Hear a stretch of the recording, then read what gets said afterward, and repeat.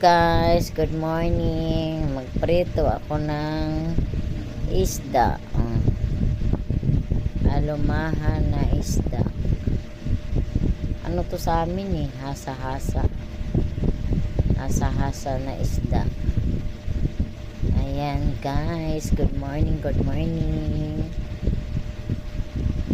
Ito ang aming almusal. Pritong isda. Yan, binabaliktad na yan. Baliktad, baliktad pa more.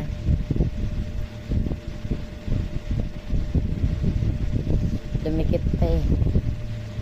Sige, hala, pilitin mo.